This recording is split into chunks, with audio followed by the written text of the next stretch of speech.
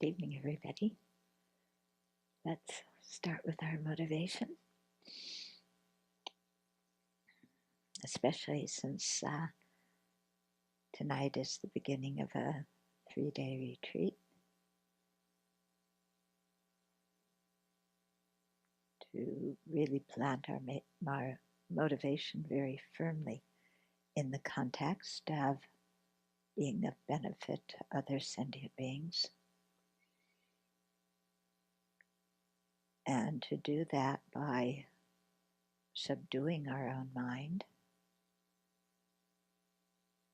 subduing our ignorance, anger, and clinging attachment, fortifying and enriching our good qualities. Because as we transform ourselves, then through the ripple effect, then we naturally have a better influence on other living beings.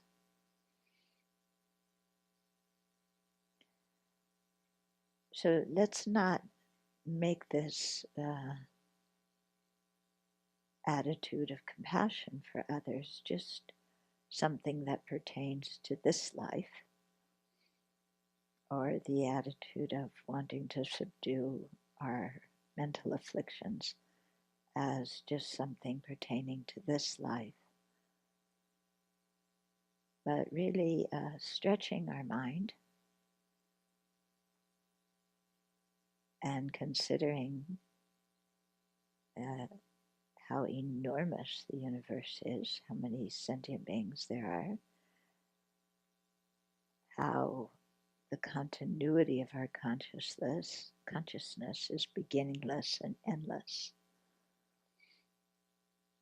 And that if we're able to purify our mind and develop all of our good qualities, then for a long time and in a very expansive way, we'll be able to work for the benefit of living beings, particularly by helping them to free themselves from cyclic existence, similar to how the Buddhas and Bodhisattvas are trying to help us so that we can free ourselves from cyclic existence. So with this very expansive motivation, let's begin the retreat and also listen to the teachings this evening on the Gomchen Lamrim.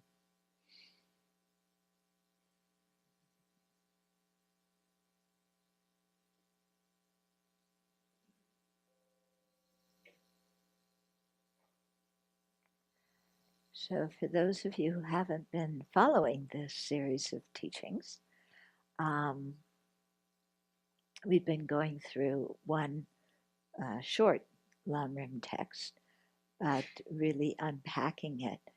And we're on the part about ethical conduct, the perfection of ethical conduct, and particularly refraining or restraining ourselves from negative actions, from destructive actions, for the benefit of other living beings, as well as for our own benefit. And so rather than go through this just by going through the usual list of the 10 destructive actions, what I started last week was talking about the 10 destructive actions, but saying what kind of new ways do we have because of the time period we live in of creating destructive karma that weren't available to people in the past. Okay, so new, worse ways of creating disturbing karma. So we didn't get very far in the 10 because we, stopped to really kind of discuss some of these things. So we talked about killing, we talked about stealing, and then we started to talk about unwise and unkind sexual behavior, but I don't think we finished that one. There was a question about the one about killing, okay, because we were talking about video games and what kind of karma does somebody create by playing video games. Yeah, because to be a full karma, you need an object, such as a living being, and you need to recognize that living being as the one that you want to kill, and then have an intention to do it, and a mental affliction motivating that intention, and then to do the action of killing, and then to complete it by the other living being dying. But with playing a video game, there's no real living being there. Okay, so somebody was saying that, it's different because, regular living beings actually have feelings, and even though they exist like illusions in the sense that they are dependent, arising, and empty, still they're different from video game things that you kill, which are actual illusions, because there's no real people there. Okay, so the karma is going to be different. You're not going to have an object. Yeah. When you're playing a video game, do you intend to kill a living being, or do you intend to just, you have in your mind that you're playing a game and you want to knock out that whatever it is that's floating on the screen that you're supposed to knock out? So do you really have the intention to take a life when you're playing a video game? I don't think so. You have an intention to knock out that figure on the screen. Yeah. Okay. You don't have a living being. You're not doing an actual action of killing, and so there's no completion. And yet, it sure seems like you're putting on your mind stream seeds that could establish some familiarity with the thought of killing. Yeah. And so that certainly would be negative. But it's hard finding you can't find exactly which one of the 10 to put it under. Yeah. Although I was thinking that it could maybe be put under killing, although it certainly isn't an actual act of killing. Or playing the video game could be under idle speech. And even though it isn't speech, in ancient times when the Buddha listed these 10, they didn't have video games. So you didn't have to think, was that actions of body, actions of speech, actions of mind? What was it? Okay. So when you're playing the game, it's not actually an action of speech. So it's not technically idle talk, but idle talk involves speaking frivolous things. In other words, wasting a lot of time. So in that sense of it being something that wastes a lot of time, maybe it's like idle talk, but it isn't really talk. Okay. So it's just kind of interesting to think about. Yeah. And how,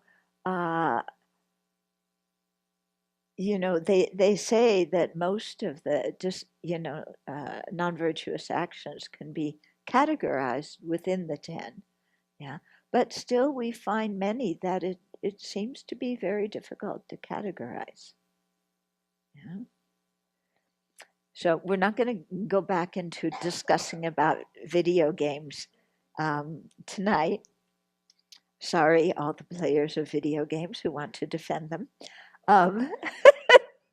No. Another thing that we forgot to mention last time, again, not to get into a discussion about it, but it's interesting to think about, is scientific experiments that involve killing animals. Yeah. And I've talked to some scientists who feel well, they have a whole variety of thoughts and feelings about this. The ones who actually do the experiments say that they think that killing the mice is worth it if you can come up with some medicines that would save the life of human beings. And that certainly makes sense from one perspective. From another perspective, the karma of killing so many mice, and many of them in incredibly suffering ways, or killing monkeys or bunny rabbits or whatever, in so many of these ways that are really traumatic for and painful, I think, for the animals. Um, that certainly is not creating good karma, is it? You can say, well, there's an object, there's the intention, there's an intention. Um, what would the affliction be? Yeah, it isn't anger. They don't hate the mice and the monkeys. It is an attachment. They're not wanting to eat them. But it would be ignorance, thinking that it's okay to do that. Yeah.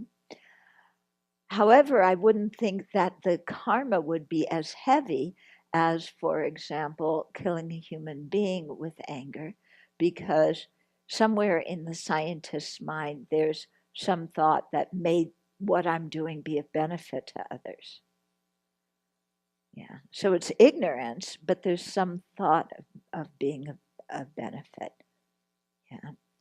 But definitely creating, yeah, destructive karma. Okay. So, should we go back to sex? Yeah, we didn't get all the way done with that, you know. We're here in a monastery, so, you know. Yeah, most we can do is talk about it here. Yeah. So, okay, so we talked about last time, we talked a lot about porn. Okay, and about objectifying people and making them into sex objects. Yeah, we talked about rape and it being not simply a sexual act, but an act of violence. Yeah. Then we kind of started out with sexual harassment. Certainly in ancient India, nobody ever claimed sexual harassment, because the mores were very different. Yeah. And women had very little power then to express when they were being harassed. Yeah. So sexual harassment, wouldn't fulfill the whole action of unwise and unkind sexual behavior.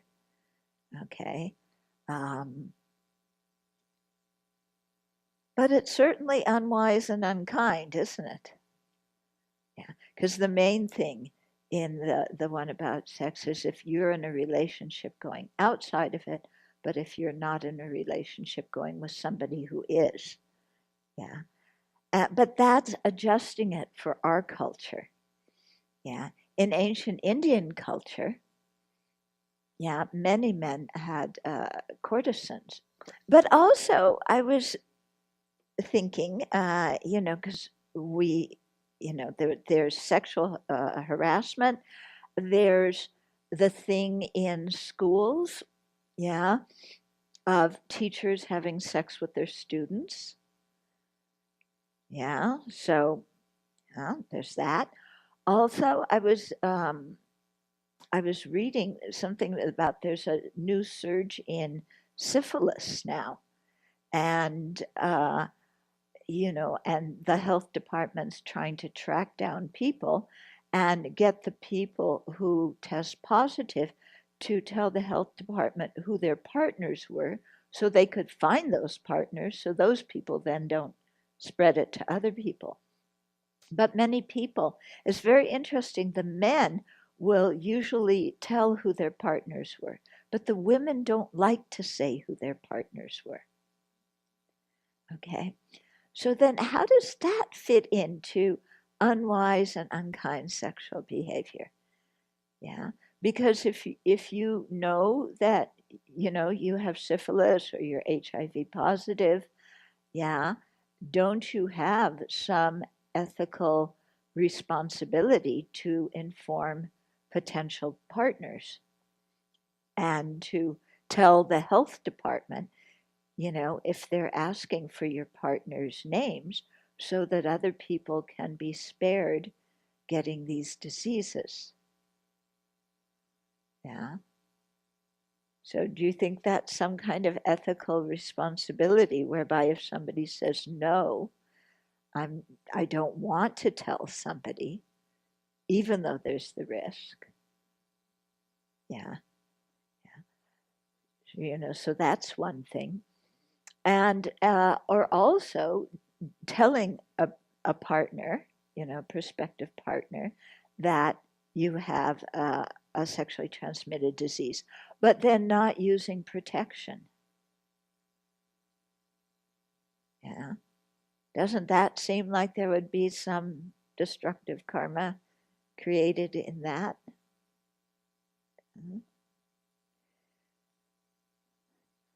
Okay.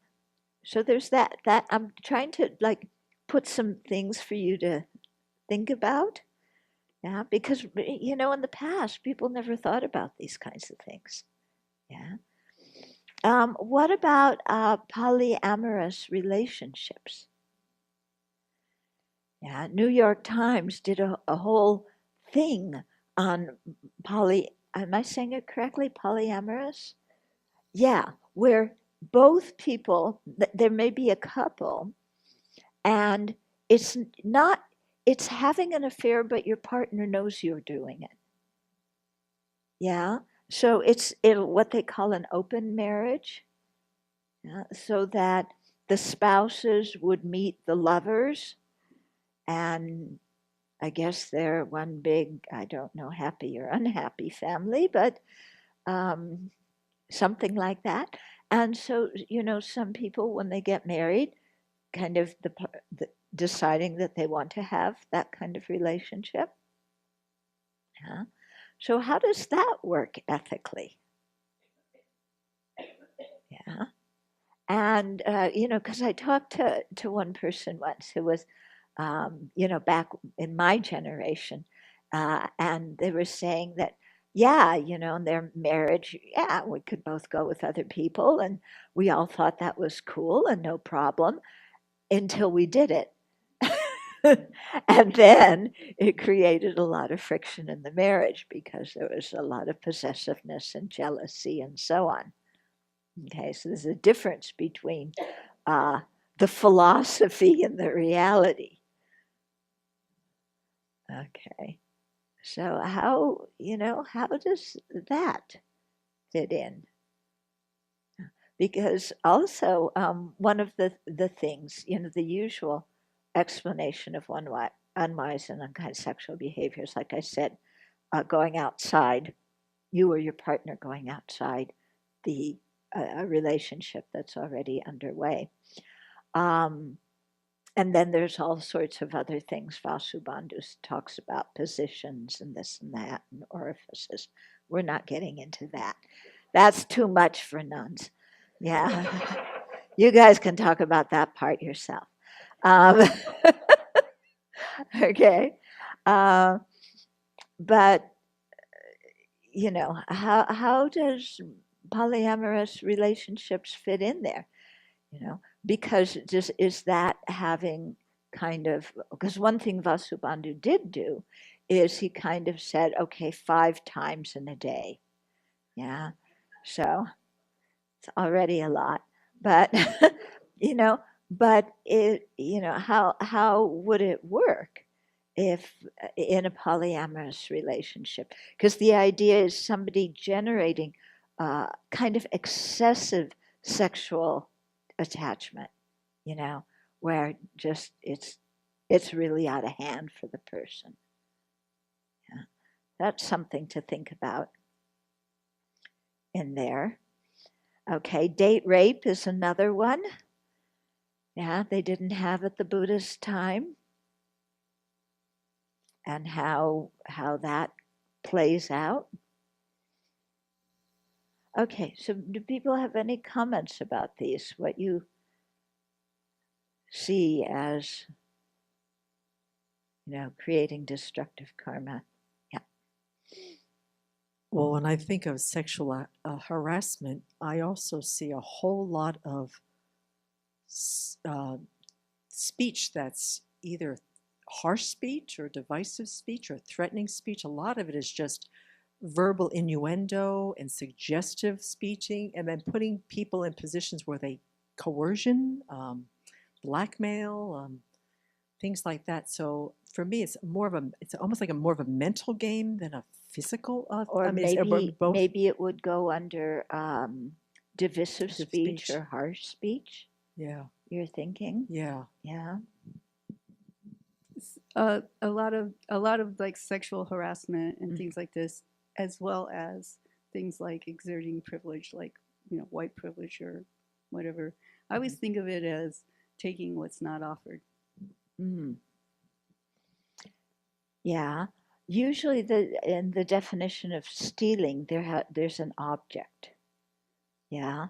So it is, in one way, taking what's not offered, but I don't know that it would exactly fit under the category of stealing. Yeah, for stealing there has to be usually a physical object or something like that. Yeah. This relates back to the stealing. It relates a little bit back to the killing video game example, but also within the sexual misconduct, and it connects to stabilization of one's mind related to practice, but how the addiction piece and the craving element, where does that fit in? Because when you think of it from a neurological perspective, and dopamine and excitement, and then getting the next rush and so forth, and that exacerbates itself. How does that fit in with the milieu of the 10 virtues? What do you mean? How does that fit in? I guess the craving, the addiction element of those. Yeah. Well, that would fit in with the motivation part. And surely when there's a very intense motivation, then the karma becomes heavier. Yeah. Yeah. And I don't think you can just say, it's the fault of my dopamine.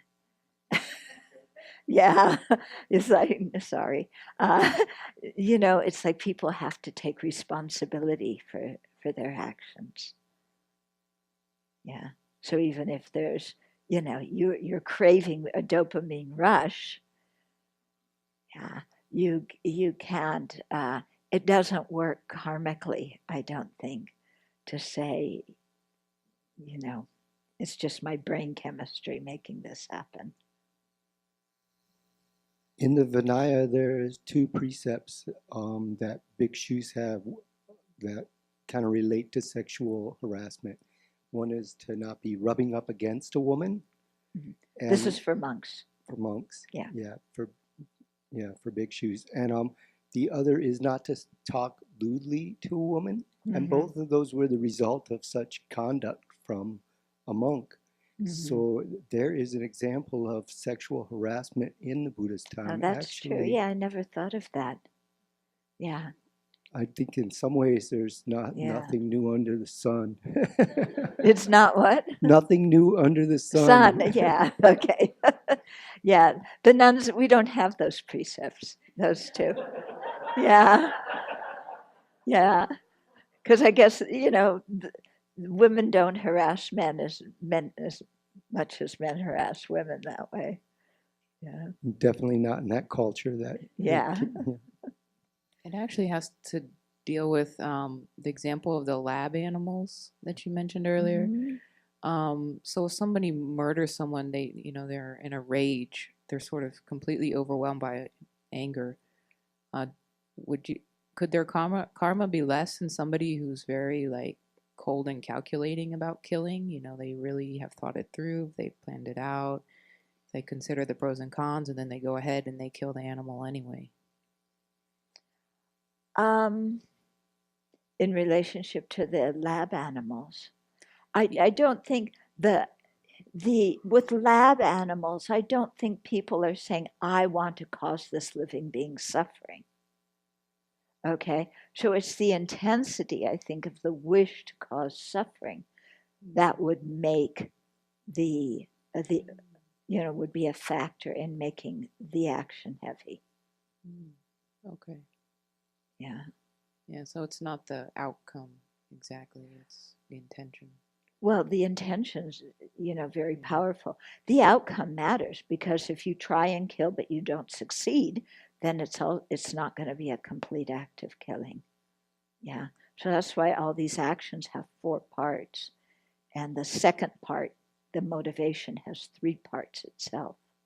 Yeah. So you have to look at all of those different things when you're assessing things. Yeah. Okay, so the next one is lying. So some things that I thought new ways that we have of lying: identity theft. Yeah. Stealing somebody's identity, pretending that you're them. So this could be through, you have identity theft, but then it could also lead to actual stealing. For example, if you take their credit cards and you take money out of their bank account or whatever. Yeah. But also, I've heard of accounts of people, they need to get a birth certificate. They don't have one because maybe they weren't born here or whatever. So they go to a cemetery, find where a child has died, and then go to the county courthouse and or figure out where that child was born because it was buried somewhere else, and then go to that county courthouse, get that birth certificate, then apply for a social security number and so on, And so identity theft in that way, where you're actually, pretending to be the other person. So it seems like there's different kinds of identity theft. Lying on taxes. Yeah. Of course, nobody does that. Okay. But it's an interesting one. What about, there's a loophole and you take advantage of the loophole, but it's definitely something that's unfair. Yeah. So according to the definition of stealing, it would be okay because you have, for it to be considered stealing, it has to be something that's worth enough in the land where you stole so that the government would get involved in tracking you down. And if there's a tax loophole, nobody's going to track you down because it's completely legal. And yet it's not fair. And in some ways, it's not ethical. So I think we also have to make a difference between what is legal and what is ethical, because they're 2 different ball games. Mm-hmm. And I think part of the problem our country has now is some people are trying to legislate their version of ethics and cause everybody to follow their version of ethics. Whereas I think, legal things started out to be based on ethics. Yeah, not killing and stealing and lying and so on. But then everybody can't agree on the details of it. So it gets pretty messy when, some people try and legislate their version of ethics, when ethics and legality are actually two different things. You getting what I'm saying? Yeah. Yeah. So, this is creating a lot of conflict in the country. And, the people who want their version of ethics legislated think that what they're doing is right. So some of their versions I agree with, and other things I don't. Or you could say some of their versions Buddhist ethics would agree with. Some of their things Buddhist ethics would not agree with. Yeah. So we can't always rely on the legal system to tell us what is ethical and unethical. Yeah, we have to look inside here and find that out for ourselves.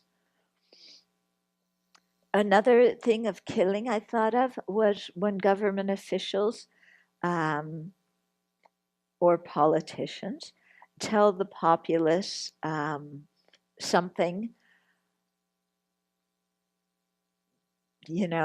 because they want to push through a business deal or they want to start a war or, any number of ways that government lies to us or that politicians lie to us. Yeah. So I imagine that would happen at the Buddha's time, but I don't, people, the leaders weren't always so elected then, so maybe they weren't worried about their campaign. But, this is a big thing, I think, nowadays, the lying that goes on. It's rather astounding, isn't it, in this administration in particular? Yeah, the amount of lying. I better not get on my soapbox. Okay. Another thing I thought about was job applications. Yeah, or college applications. Do people tell the truth on their job applications or college applications? Or do you just kind of butter it up in some way? You're in education. What do you think? No, I think there's a lot of examples of that. And it's an interesting quandary, though, in terms of the aspiration of what you could do and what you're hopeful for, and then the reality of what it is. And I think there's a disconnect oftentimes when you start going deeper into what it's challenging because you want a student, you want to encourage them to aspire to those higher qualities, but we often jump ahead and we say, oh, we're going to have that degree or we're going to have that GPA, and it doesn't always play out that way. And so there's a lot of future expectation, but I'd like to think that the majority of that is aspirational, the intent to finish it, the intent to complete it, but it doesn't always play out. So when people lie on their applications, that it's okay because they aspire to do that?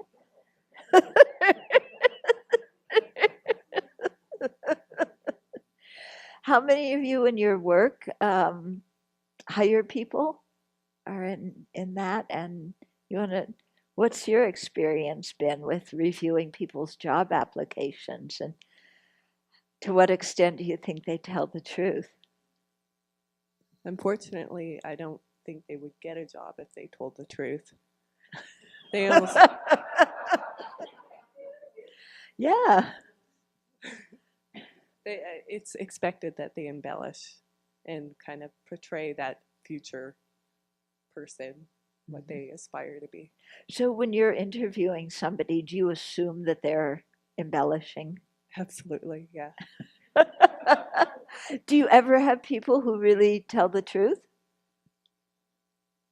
I don't think I've met one quite yet. Really? Yeah. Wow. It's in marketing.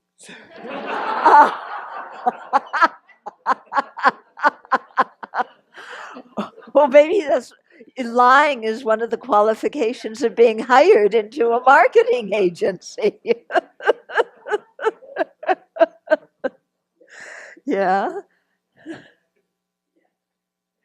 Yeah. Some people tell me that their bosses, actually expect them to lie. This is after they're hired, and that they're concerned for their job security because they don't want to lie, but their bosses want them to lie. And I usually tell those people, then look for another job. And they go, oh, no, no, no, no. I mean, there's some real fear about giving up your job because of ethical concerns.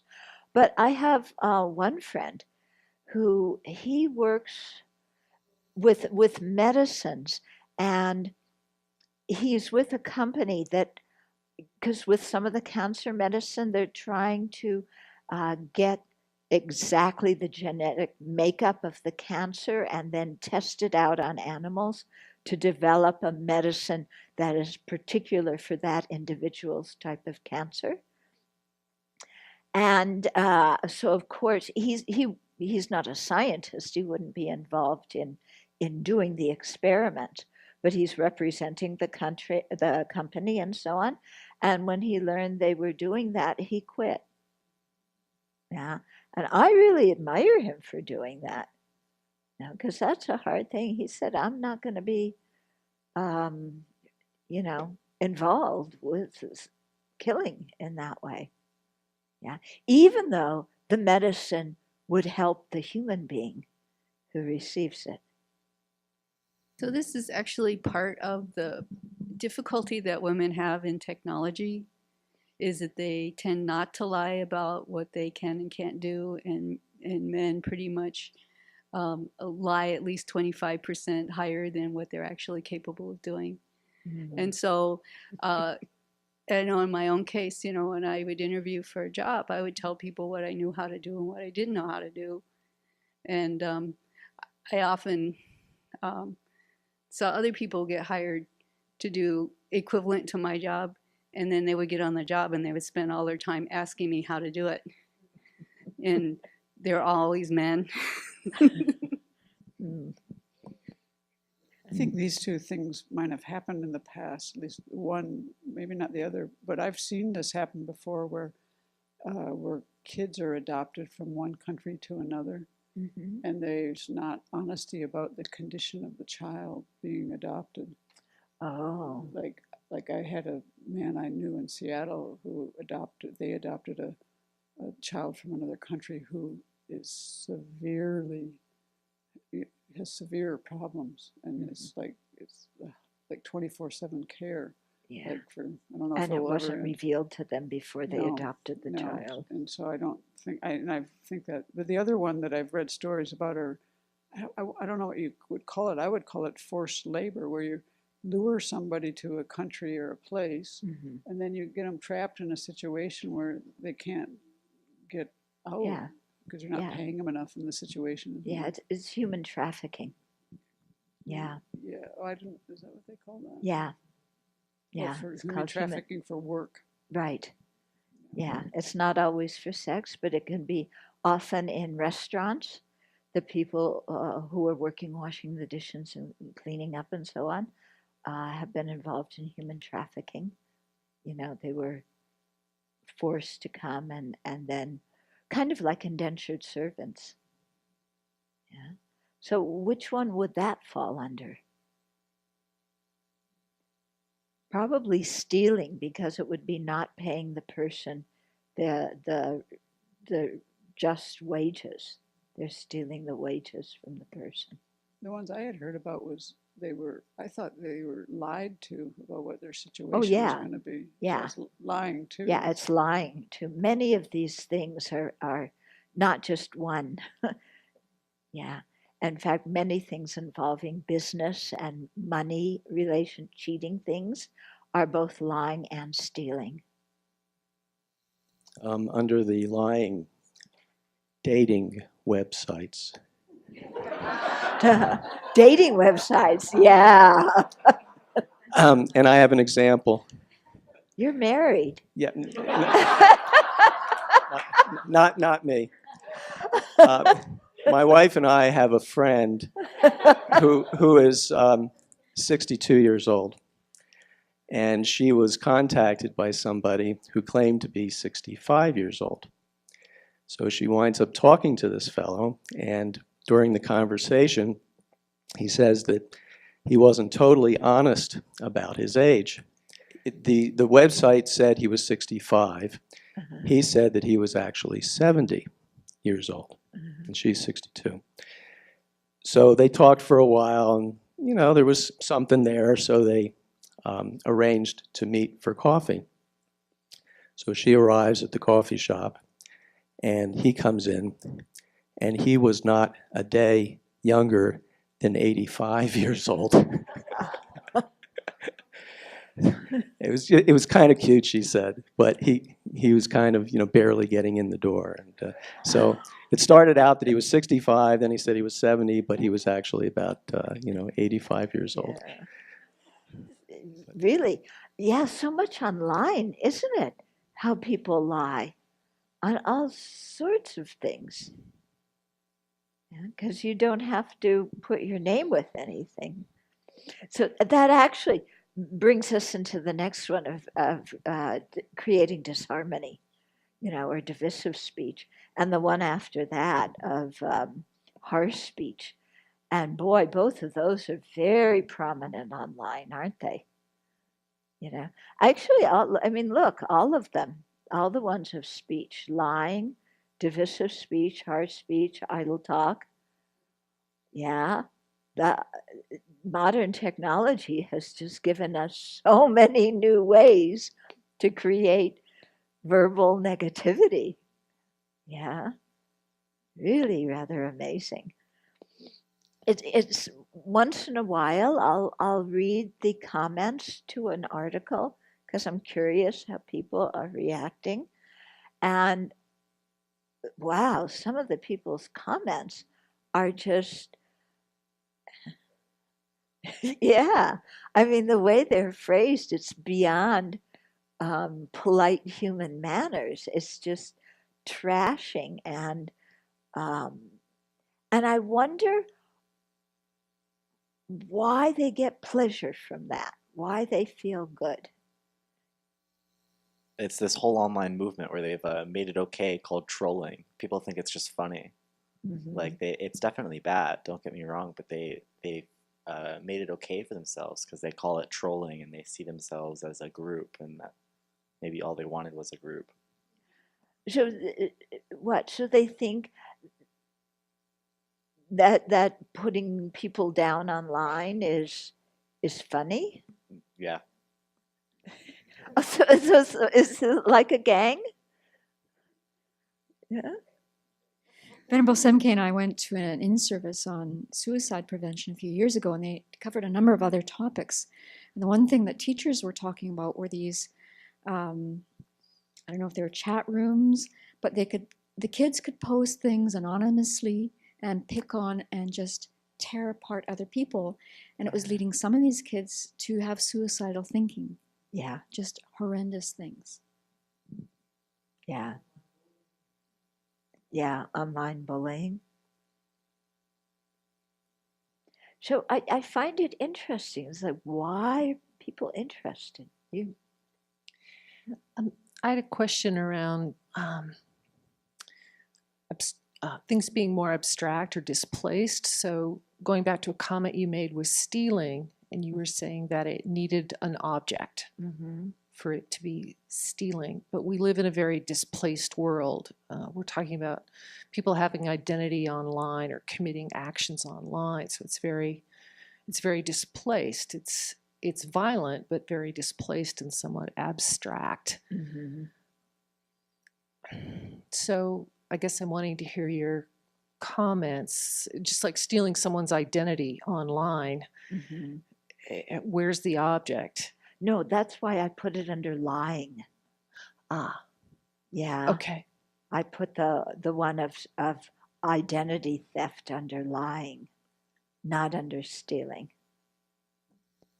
Curious, what about hacking? What does that fall under? Oh, that's an interesting one. Like hacking email. You know, the government website, and then it crashes, and then your public services are disrupted, or Okay. Well, there's hacking in terms of stealing, you know, like getting people's email. So that would be under stealing, that kind of hacking. Yeah. But hacking in terms of creating a cyber mess in somebody's website, what would you put that one under? No, ill will's mental. You have to, you know? Yeah, the intent, sure, but we're talking about they actually did something. But does it go on to things of value? Because if you crash a website and a company has to spend millions repairing that, or they spent millions developing it and now their consumers are unable to use it, there's a loss of value. Yeah. Even to the point of financial. And so it would seem to arise to stealing. Yeah, it might. Yeah, because part of stealing is also destroying somebody else's property. Yeah. So what you're saying, yeah, definitely would fit there. You're making their website or their company's you know, functioning impossible by hacking the computer. Could it fall under divisive? Because you're really trying to create, you know, division and chaos and disharmony on the other end. There could be multiple things. For example, I mean, the people who broke into the DNC's email and took those emails and gave them to what, WikiLeaks.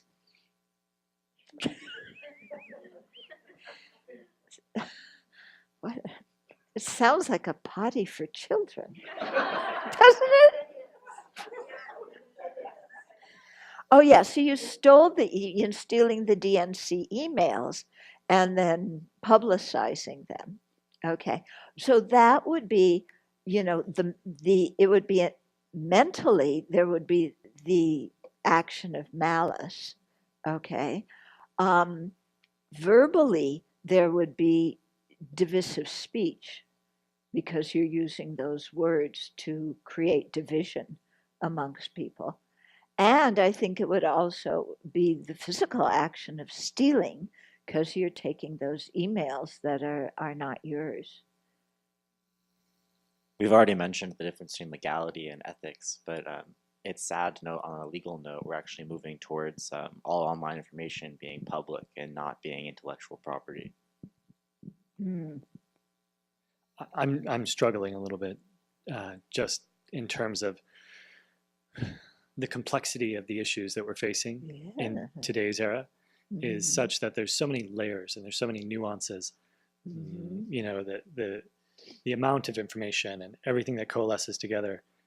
I guess it's also understanding perspective. And if I were to describe a situation in which a person in a community was doing something that other people didn't like, and they then set up a trolling campaign and they said, okay, let's target the people that are disenfranchising this individual, and you know, let's use all of our resources on the internet to do that. Then some people would see that as a social justice issue. Then if you bring in the layer of neo-Nazis and the fact that that original person was Jewish or so forth, which has been playing out in my community, where, you know, family members are being targeted because of their resistance to neo-Nazis, and all of a sudden, you know, the perspective and the issue changes depending on, you know, that originally that trolling campaign was to defend and to provide social justice because people were viewed as being persecuted. but you start to get more information and you flip the perspective a little bit, and then all of a sudden it doesn't become okay. And I'm curious about, I know that we're really honing in on a certain level, and this comes back to the Vinaya in terms of structure and specificity of actions and non-actions, but in a world that is so filled with so much complexity, how do we adjust within that? Yeah, that's hard. I mean, we just need to think about these things quite deeply. I didn't understand the whole trolling thing well. Are you saying that people are starting out with a good motivation to socially shame someone? Yes. Yeah, they have a good motivation to socially shame, and then what? It gets carried too far. Right. So I'll get a little bit more specific. We had a neo-Nazi spokesman in our community really speak up for this, and his mother happened to own a business in the community. So the anti-movement, the group that was advocating love and peace, said, hey, we're going to push this individual out of our community so that we don't have these other groups. Then, as a response, a national coalition of neo-Nazis said, well, how dare they target this innocent person? We're going to engage in social justice, and we're going to then target the people who are going against it. And it's just a layering effect. But because you bring in Judaism and neo-Nazis, it compounds it so much more. And perspective of intention and wanting to do the right thing on all sides is really lost very quickly. Yeah, in the sense that, well, that was one thing that I was going to get to in this whole thing of both divisive speech and harsh speech was protesting, and how protesting can start out with a very good motivation, but then people lose control of their minds in the sense that their afflictions become very strong, and then they're yelling and screaming and throwing things and beating people and so on and so forth. Yeah. And so, in these kinds of things, then you have, I mean, it's really a study of how unstable our good motivations are. Yeah. Or in the case of what you were describing, the complexity of then having a whole national organization of neo-Nazis come down on your community because you were trying to, but then it brings up the question, should we socially shame people, or is it wiser to socially shame ideas? Well, for me, it really, it's time to evoke sort of like first principles and the difference between protective use of force and using violence. And as soon as we get into the idea of punishment, we're no longer acting ethically. As soon as we get into punishment rather than protection, and as soon as that, because that motivation, the deserving, this person deserves harm and I deserve better. As soon as we have that thought in our mind, it's the red flag to know that you're no longer treading in an ethical way. Yeah. Well said. But it's so easy. You start out with one thing and then go to another thing.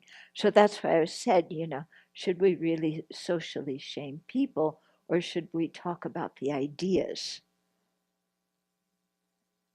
Yeah. In terms of censorship, by who, for what? In my head, always political censorship for the purpose of oppression. I guess that's lying, right? Like, refusing to let certain parties speak, or erasing parts of history and rewriting them. Or it would be, well, that's interesting. Yeah, because censorship is not allowing somebody to speak, isn't it? Which is different than allowing them and then criticizing them afterwards. What do you think about political censorship? Where would that one go? Geshe Sopa, in his book Steps on the Path to Enlightenment, he mentions that hearing somebody say something that is not true and not speaking up can be considered lying. Then here you are repressing some, yeah, he says that. I don't know, I didn't get a chance to look and see if he's quoting that from some kappa or not. But he says I'd like to see the context in which he said that. Right, because then I'm wondering if you're repressing somebody from saying the truth, how much that's lying in that same context. Or you could, I mean, you aren't necessarily, censorship is difficult. Sometimes people are lying when they're being censored. Yeah, just because there's a party that's oppressed doesn't mean they're telling the truth. They can also lie too. Yeah, so when is censorship maybe preventing harsh speech and disharmonious speech? But then by preventing it, you're not allowing some faction or some part of society to have their voice. Yeah, but when you let them have their voice, then they're stirring a lot of stuff up and causing a lot of problems. I feel like currently the way that information is dispersed, if you are censoring, you're creating a different kind of reality. People don't even see what the truth is. So there are a bunch of people creating fake news, and everything's sort of distorted in terms of what the truth is. It's kind of like when you talked about having free information, my immediate response was, well, it's going to be all advertising then. Somebody's paying for it on the internet. Mm-hmm. So I guess my thought is that the idea about truth it's such a complicated thing at this point in terms of thinking about who's censoring what the information that we get very often isn't even true. It's some kind of advertising, or somebody's paid to create something that's unreal. Mm. So should we have access to all of that? Yeah. It's kind of or should that stuff be censored? Right. I mean, in other words, yes, we have free information, but what is real in that information? Yeah. And who decides what to censor?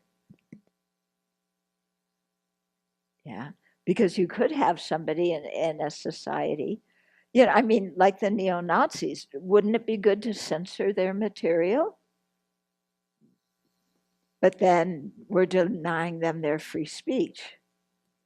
We should send a transcript to Google. They're the only people who can censor this information in America. That what? Google, as a company, is one of the biggest. Yeah. They're probably the biggest authority force on censoring information. Like Mm-hmm. it's no governmental agency or anything like that. It's Google as a company. Yeah.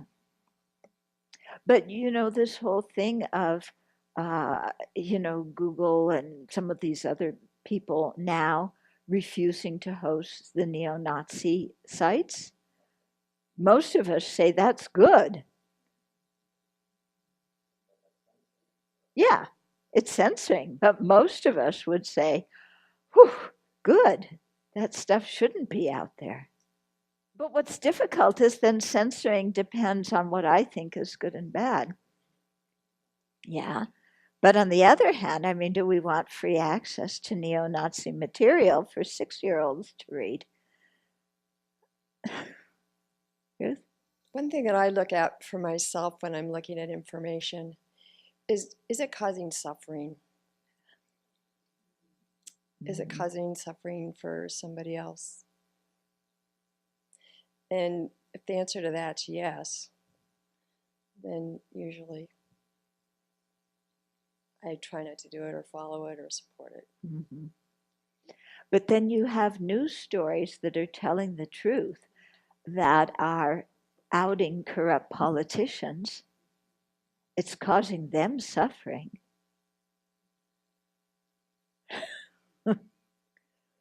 Yeah.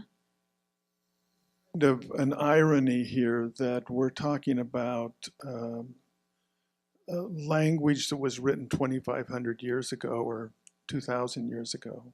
Mm-hmm. And because of today's technology, time is so compressed that even words like censorship and freedom of speech are outdated by what's happening at the moment. Mm-hmm. So we don't need 2,000 years, we need 2 years now. And the thoughts of what we feel are valued and just and legal become outdated before we can have time to even think about how we would rewrite. Mm-hmm.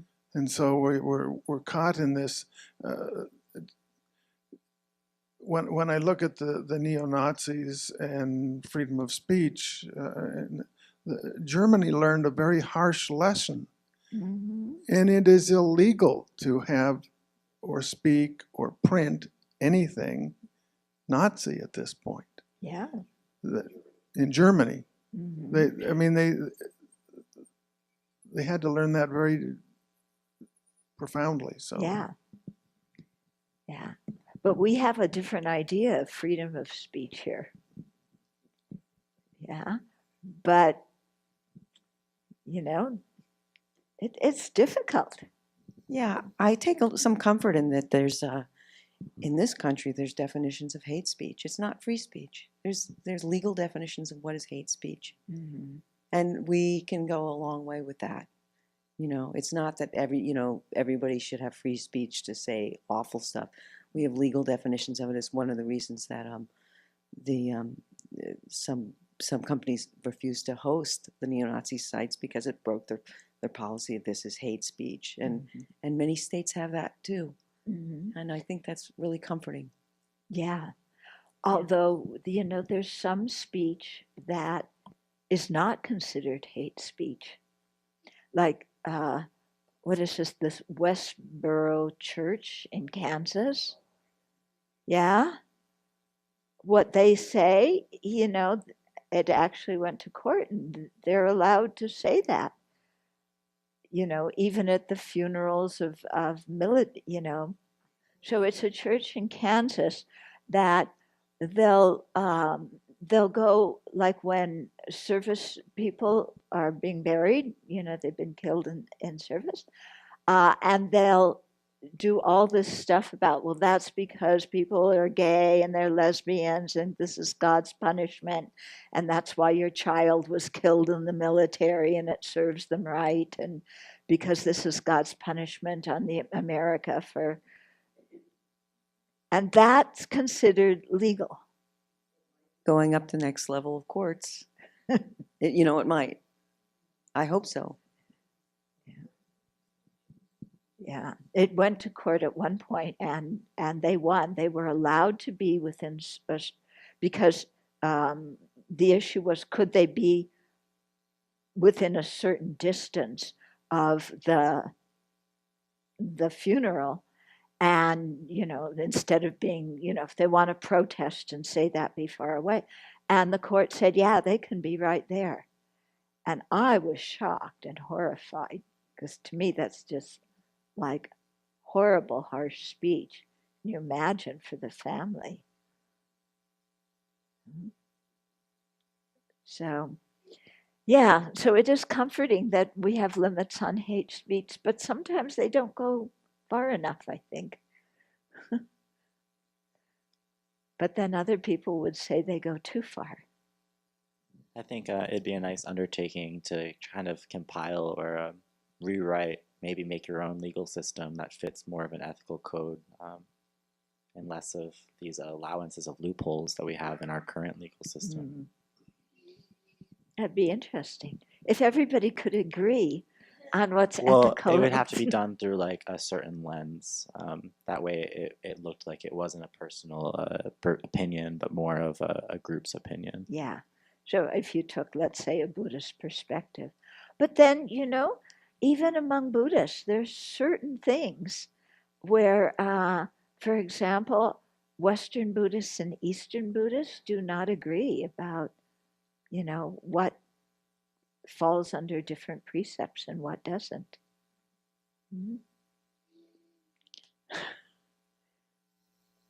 You know, because we say, well, the Buddha described this, but then whatever the Buddha described was always within a certain social climate. So in Tibet, you know, a woman could have many husbands, perfectly legal, fine, no sexual misconduct there. In ancient India, the man could go to courtesans and prostitutes. Yeah, that was okay. But not if somebody else paid for her. That was unwise. That was sexual misconduct.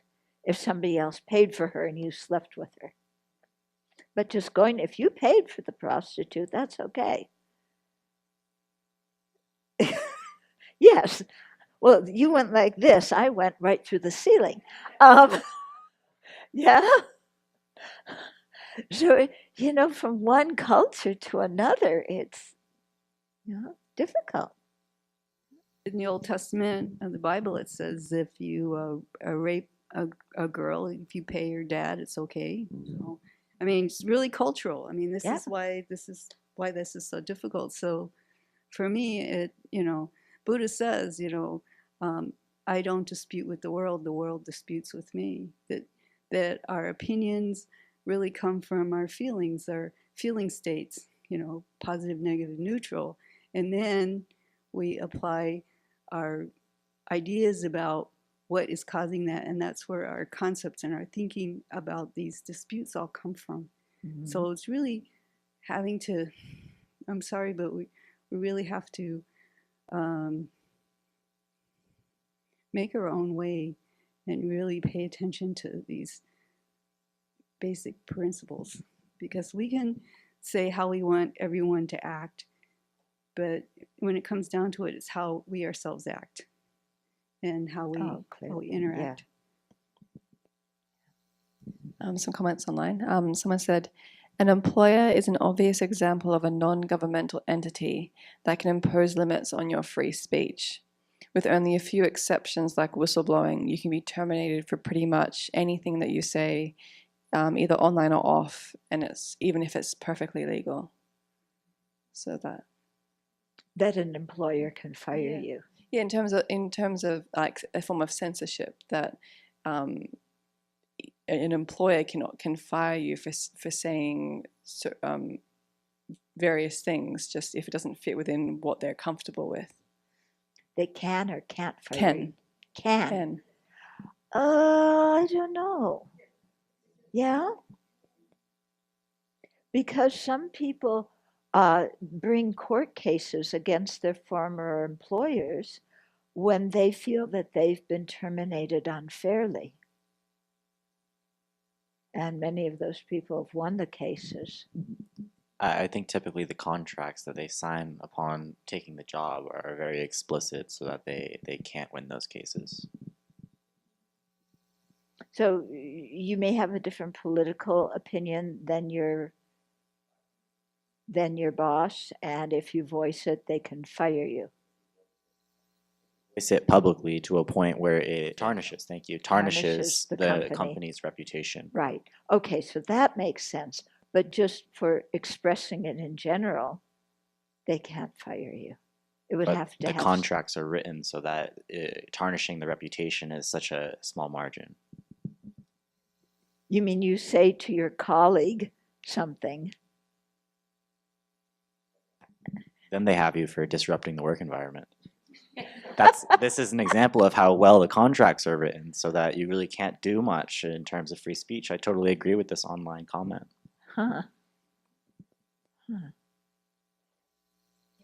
As actually contracts, I also hire. Contracts are written, it says somebody can be fired without cause. They don't have to explain to you why they fired you. Not easy topics. So, you know, when it comes to the perfection of ethical conduct, just even the first one of abandoning negativity, it's not always so clear, is it? Yeah. And so often we have to go to what our motivation is. But even then, sometimes we aren't even clear about our own motivation. Or our motivation changes in the middle of an action.